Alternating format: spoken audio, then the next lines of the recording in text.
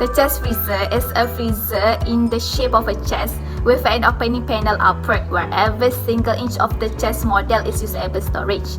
The reason for choosing it because it gives us as consumer many advantages with regard to cost, storage, space, electricity, also quite adequate freezing.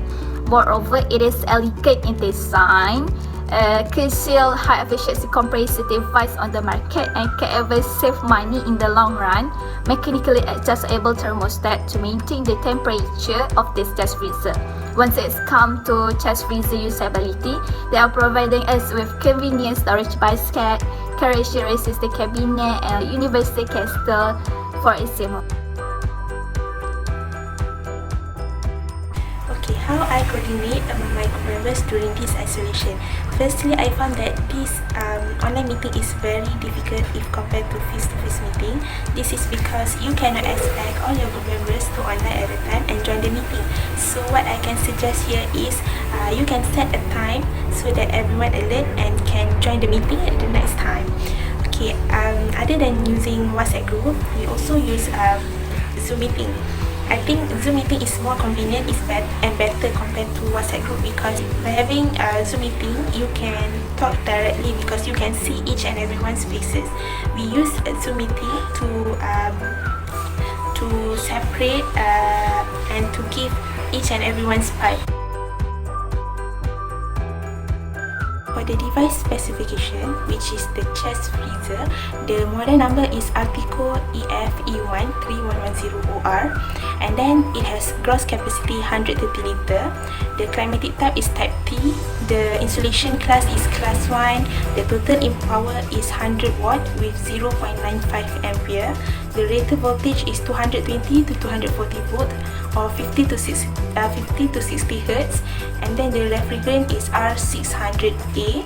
The product dimension in millimeter is 545 times 545 times 845, and then the product internal dimension is 415 times 400 times 690 in millimeter.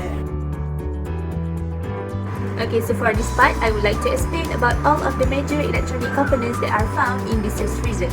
But before that, I would like to explain about the differences between active and passive components. Firstly, active components are those components that can control the flow of electricity. They are also called as donor energy as they can produce energy. The only active components that are found in this chest freezer is the light bulb. The light bulb or the lamp will turn the chest freezer light on and off and will monitor the dial position. While for passive energy, they do not produce energy but instead they do consume energy. They also require no electrical power in order to operate. In this device, the passive components that can be found are such as condenser and evaporator coils, compressor and starter relay, thermostat, motor protector, capacitor, and also wires.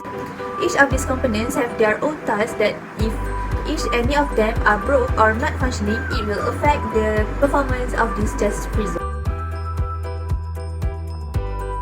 Preventive maintenance is the regular servicing of equipment to keep chest freezer running smoothly. Let's say getting the air into the chest freezer may form a layer of frost inside. It will weaken the freezer when the frost is thick, more than 5 mm thick. So people should defrost it by wrapping the food and keep them in a cool place. Turn off the power and unplug the switch from the electrical main. Place a tray under and near the drain plug. Pull out the drain dial. Rotate the drain dial 180 degrees. This will let the water flow out into the tray. When done, push the drain dial in. The defrosting process usually takes a few hours to complete.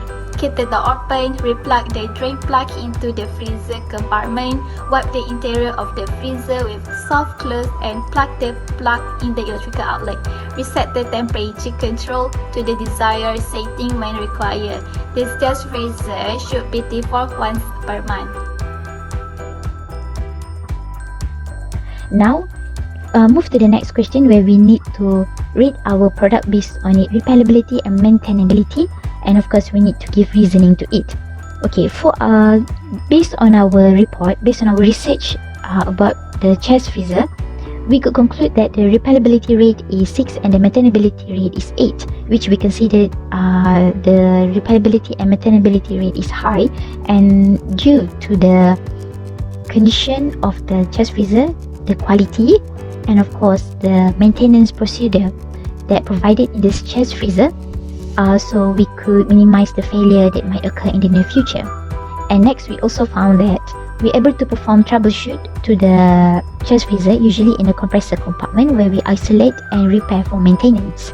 And lastly, appropriate use of the devices can minimize the potential for it to have failure or damage at the certain important places in the chest freezer.